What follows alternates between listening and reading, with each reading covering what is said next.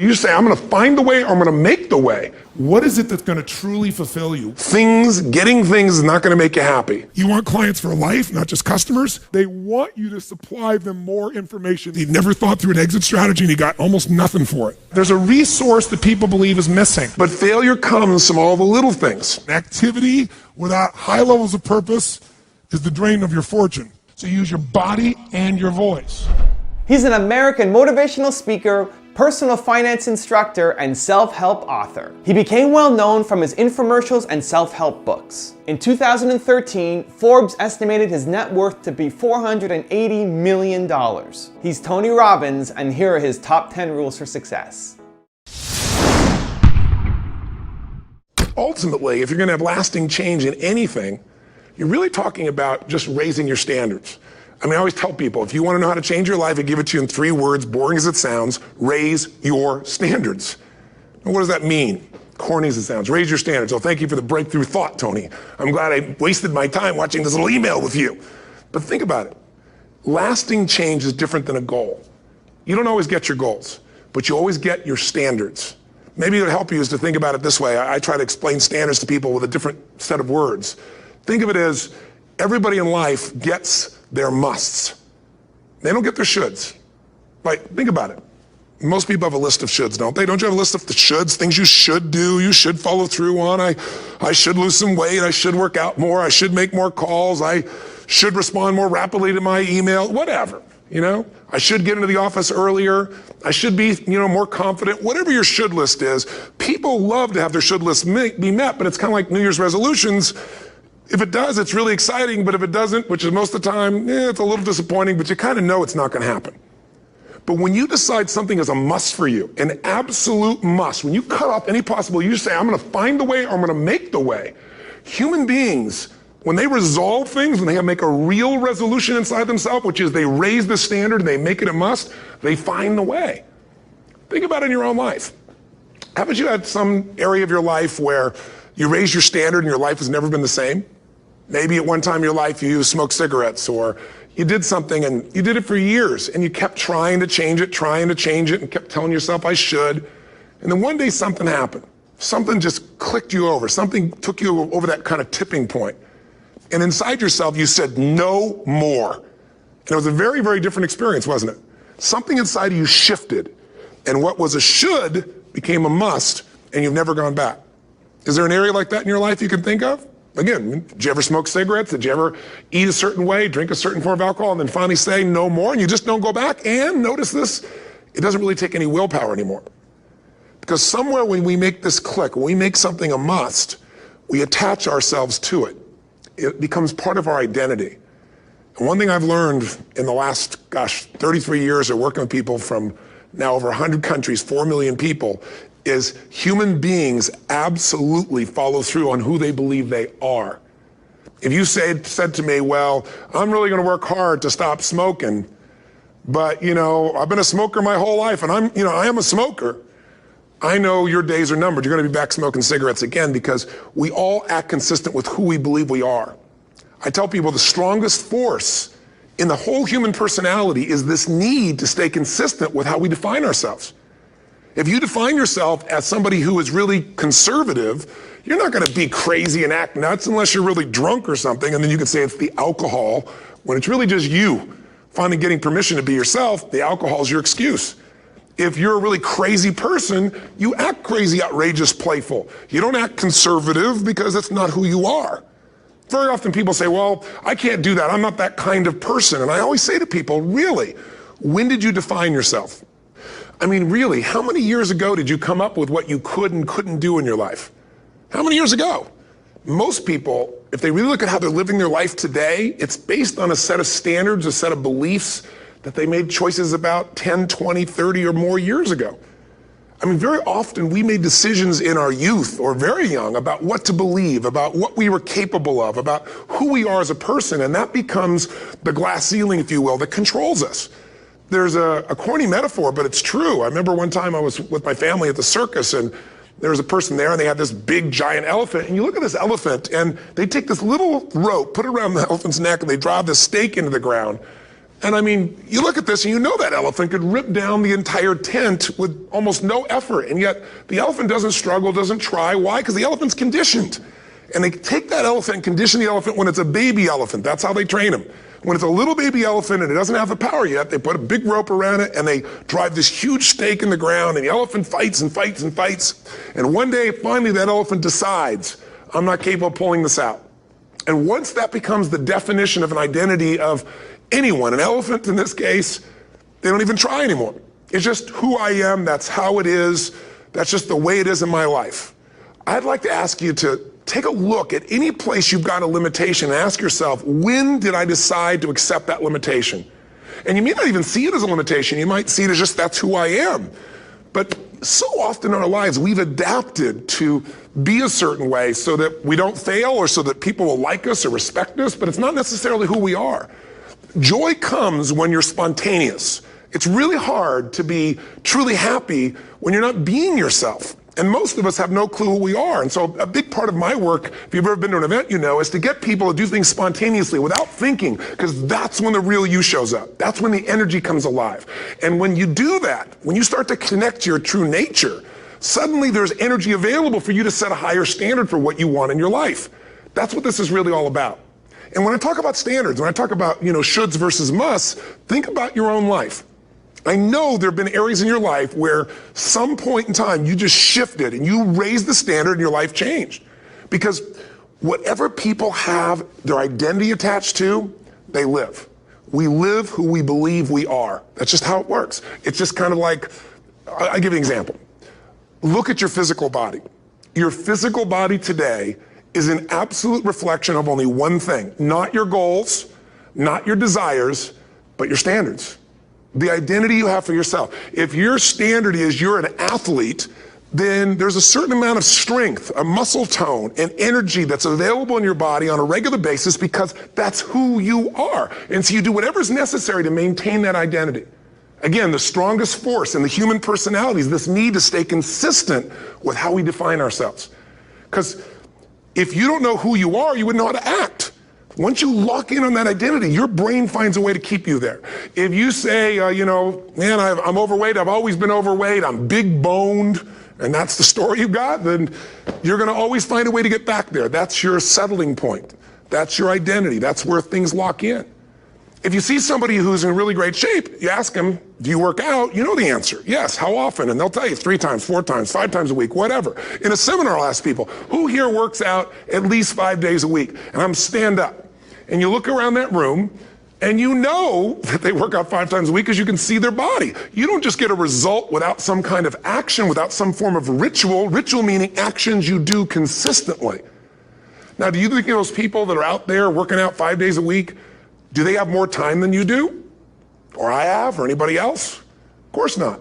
Is their life less busy? Of course not. It's just a must for them. They must work out that way, and they've made that turn and their life's changed.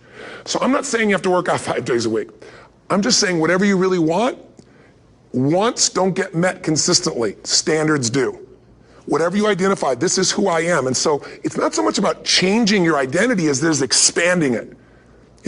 Deciding that, instead of your goal is to lose 10 pounds, which is not compelling, what if your vision was to get back to my fighting weight?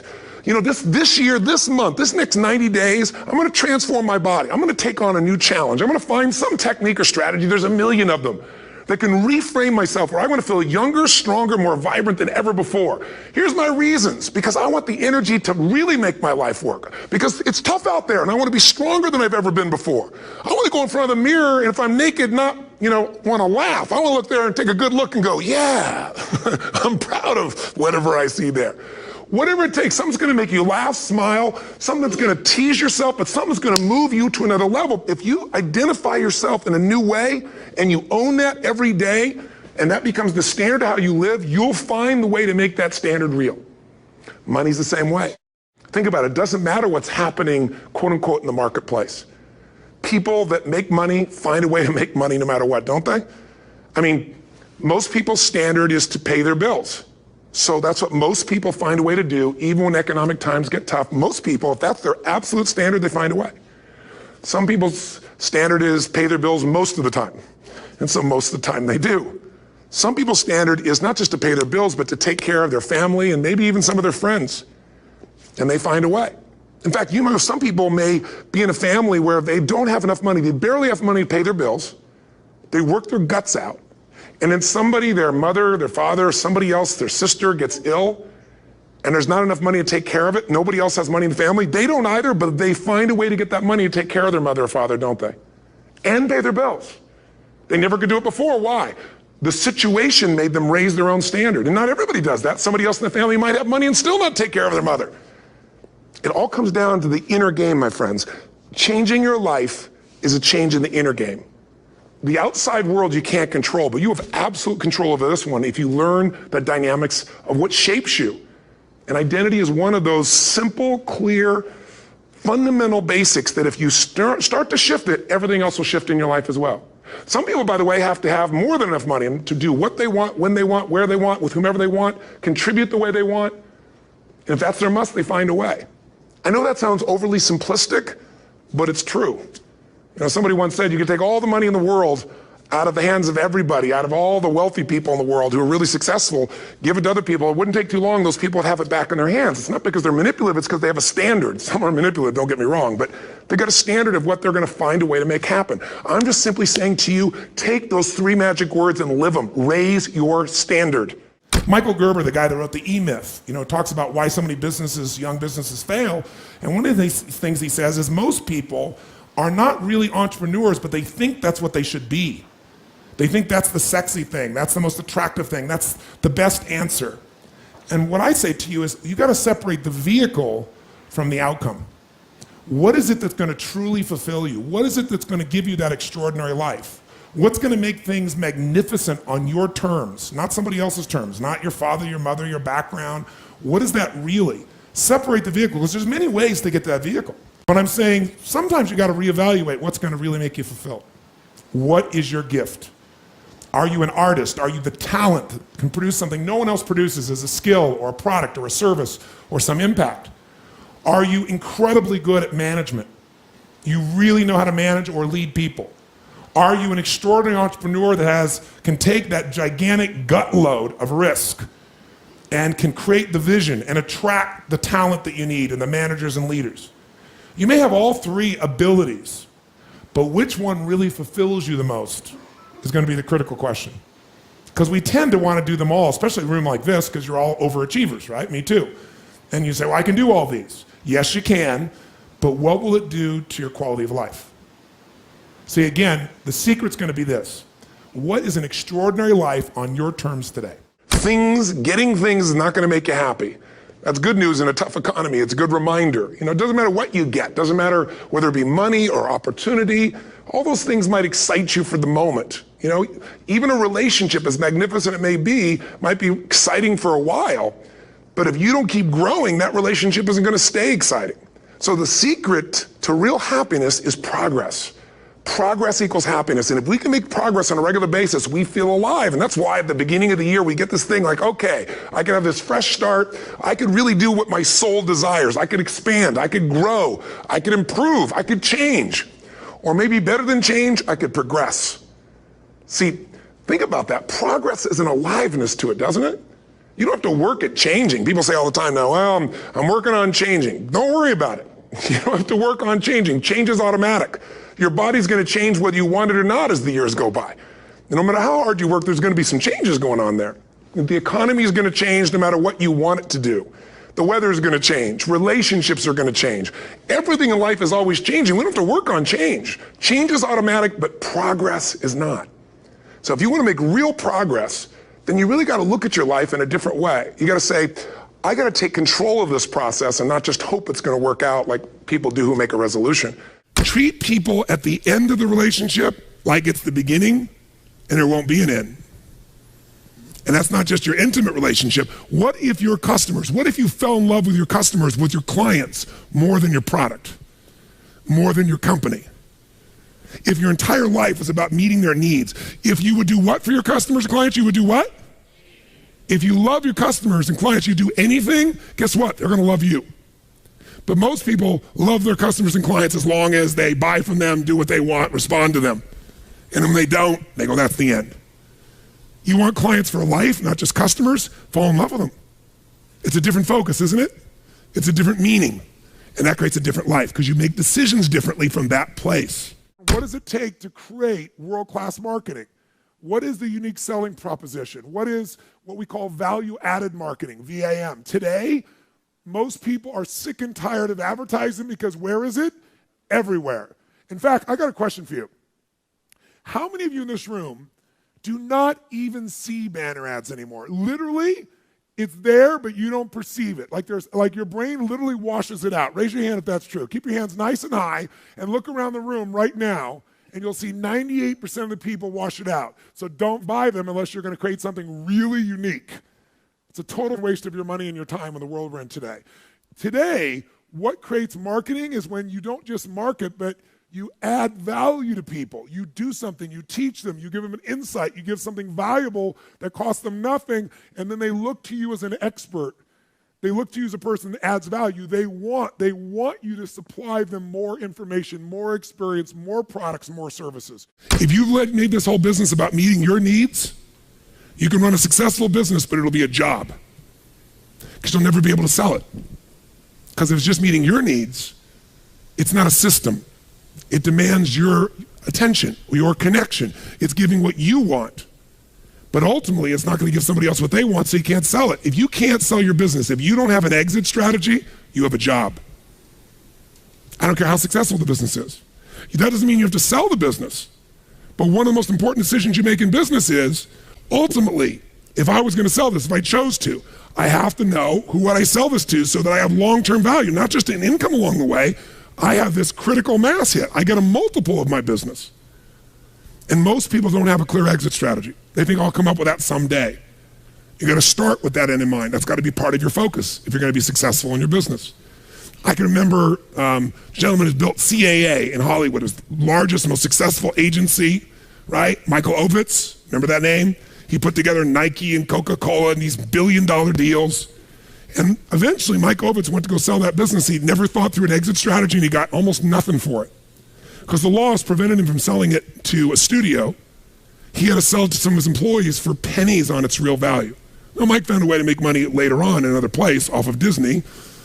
But the bottom line is, the guy didn't have an exit strategy. Even though it was brilliant, made lots of money, in the end didn't get the value. Whenever people fail to achieve their goals 99.9% of the time, and you ask them why, they'll tell you it's because of a lack of resources. That's what all these things are. I didn't have the support, right? I didn't have the money. We didn't have the time. We didn't have this. We didn't have that. There's a resource that people believe is missing. And that resource belief structure then keeps people from ever being able to really lead. Because what leaders do is they find a way to maximize whatever resources they have, as little as they may be, and they don't believe in limited resources. I'll give you an example. Let's take a business example to start with. In 1974, a guy named Sam Walton had built his little company up. He came up with an idea. He started with $20,000 in, I think, 1962, if I remember right. But by 1974, within 12 years, he had 78 stores. And you know how he did it? In the middle of the night, he'd drive across the border and he'd go and study other people's stores. He'd buy everything the cheapest he could in the middle of the night. He'd go to other people's stores. Whatever was working, he figured out. Success leaves clues. He came back and did it in his store. Whatever was working in any store, in any competitor, anywhere he could do it, he did it. So he figured out how to maximize the little resources he had, his 20,000, built 78 stores, and if you read any of the people following him, the company had gone public in that year, they were all saying, this is it. He's maximized his resources. I mean, he only has so much money. There's only so many cities that are going to appeal to this discounting mentality, right? This is it. This is all he can do. And the word on Wall Street was sell. Now, what's interesting is at that time, you look at Sears and Kmart, and they were gargantuan companies, weren't they? 20, 30, 40, 50 times, 100 times his size or more, probably. And at that time, they were the leaders, and they knew what's going to happen. But did things change, yes or no? Did he suddenly get mass amounts of capital? No. Here's what they didn't understand. Sam Walton now, or the Walton Organization, Walmart, is the most successful retailing operation on earth. And when you talk about Bill Gates being the richest man in the world, that's only true because Sam's fortune is divided up amongst a bunch of different family members. You put them together, they dwarf Bill Gates. Sam Walton did this. How did he do it? What people underestimated is that this guy could go to 4,400 stores, do 250 billion. Where's Kmart today? And they've been shrinking. All of them have been shrinking. And he's the dominant force on earth. Here's the thing he understood. Resources are interesting, but the ultimate resources are the feelings of emotion that make you resourceful. Think of it this way. Resourcefulness is the ultimate resource. What do I mean? What are the emotions that make all this possible? What's the fuel that takes an idea from being in your head where you intellectually know what to do? How many have had an idea, for example, was a great idea, you're excited about it, and then you didn't do anything. One day, there you saw it on the shelf, you saw it somewhere, someone stole your idea. How many have had this happen? Say, I. The only difference between you and that person was not that they had more resources, they were more resourceful.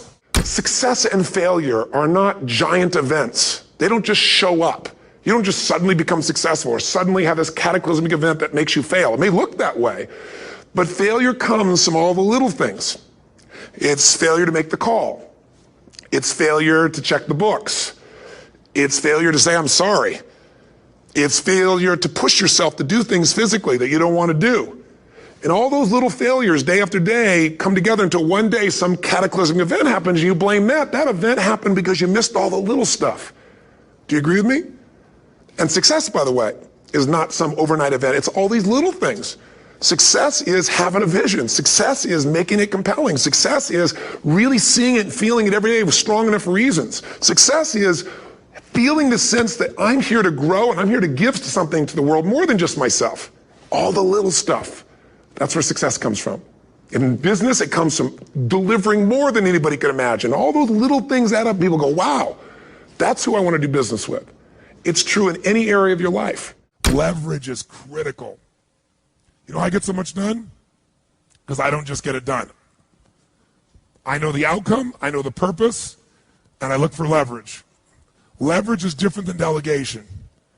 What's the problem with delegation? Delegation is you have all that needs to be done, so you give it to someone else, and you tell them what needs to be done, and when they don't do it, you're pissed off.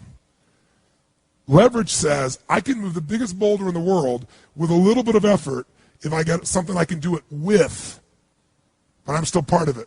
So leverage is, if I'm going to leverage something here with Tom, I'm going to make sure Tom understands the what?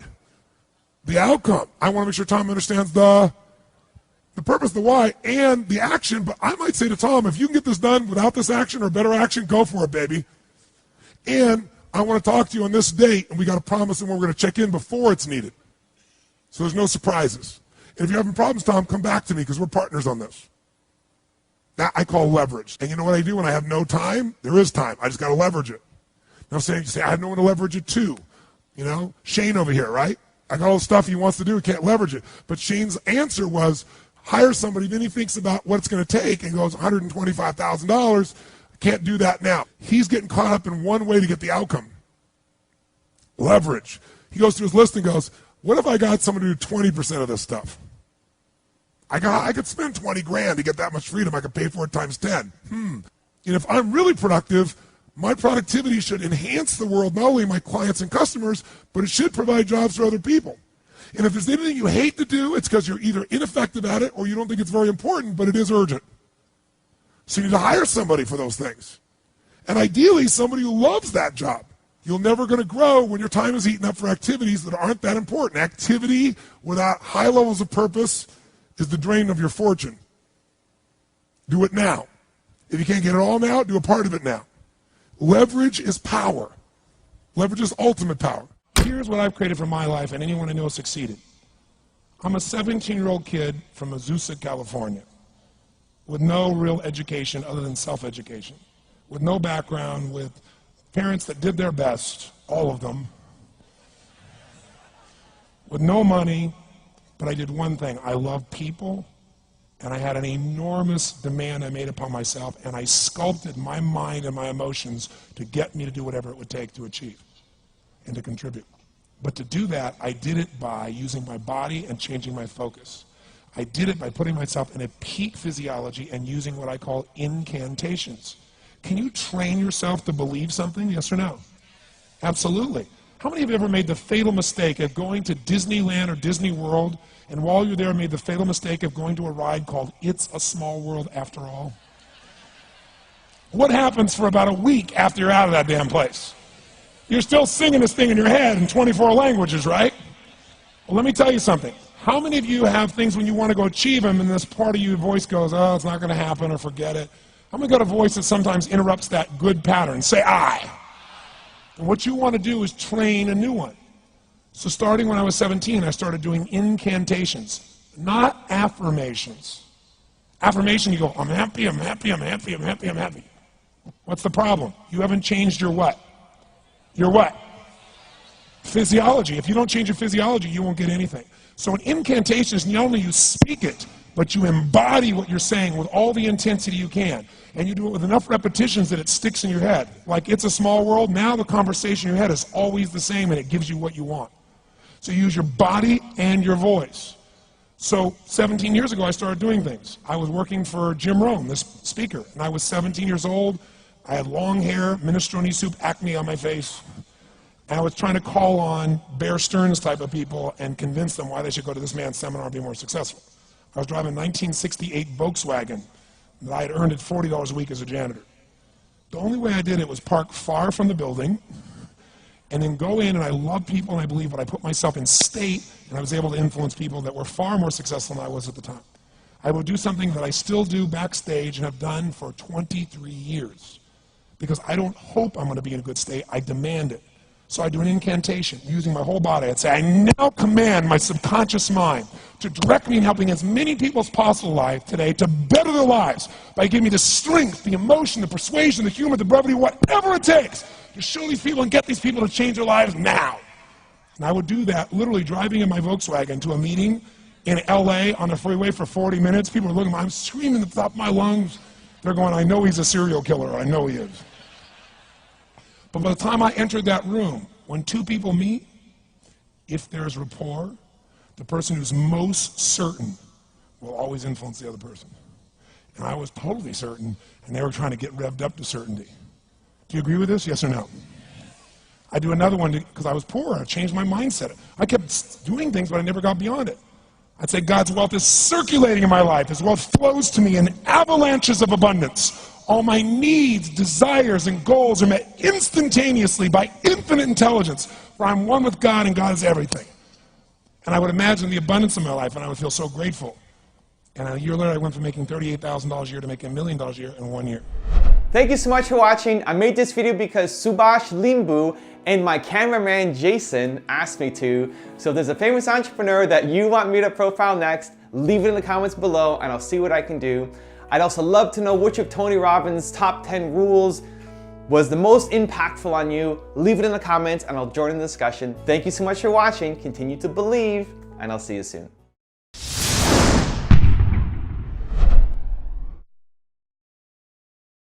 There's a man named Ken Blanchard who wrote those books called the 1 Minute Manager books.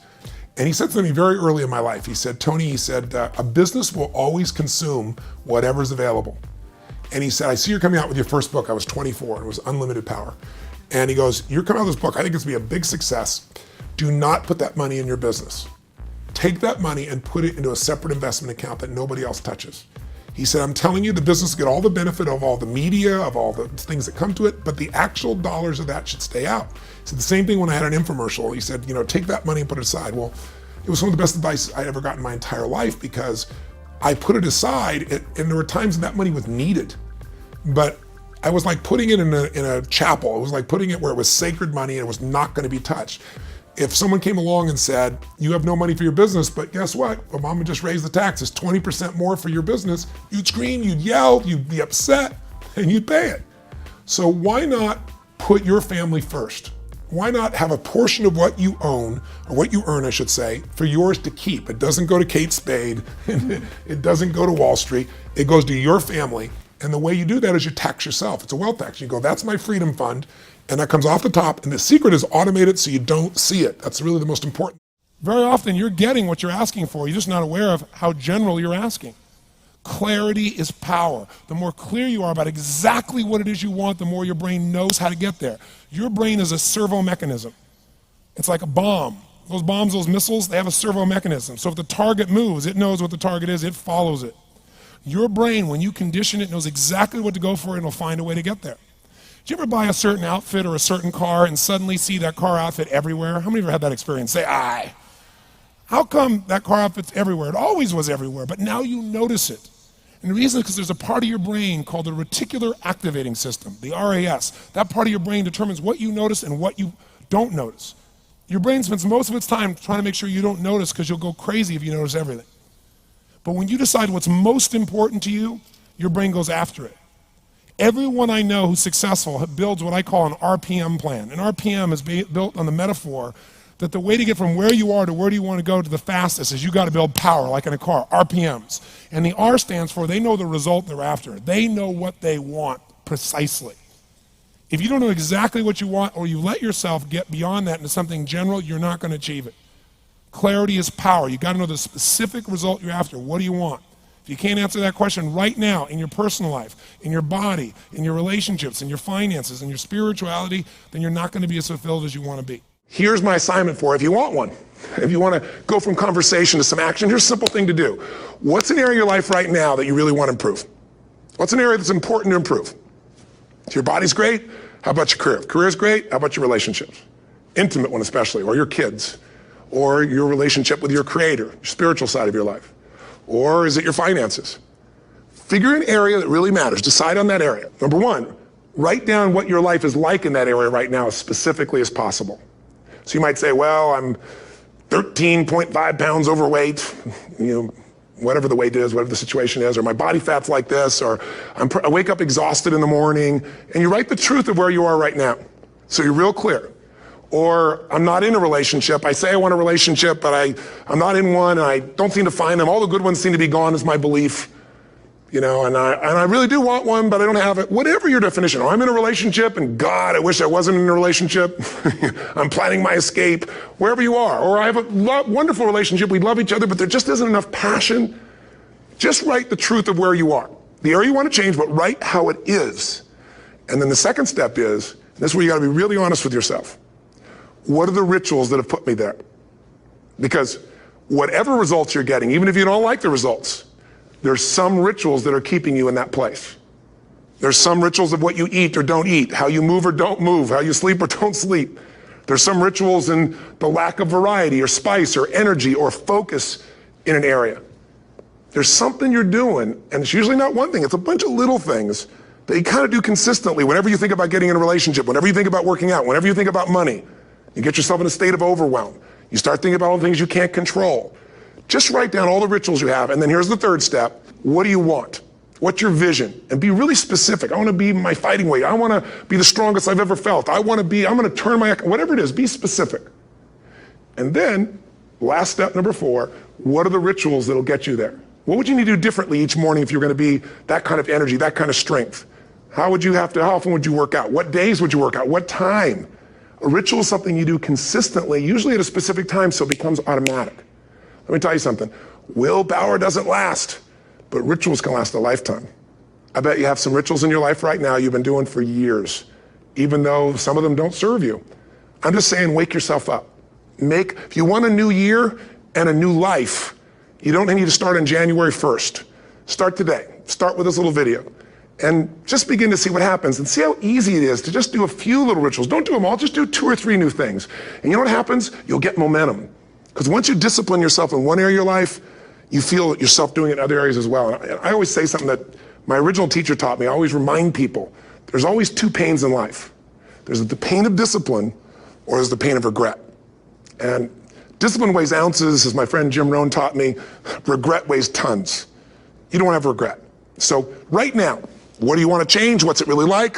What are the rituals that got you there? That'll take a little homework. If you're not sure, ask the people around you. They'll tell you what your rituals are.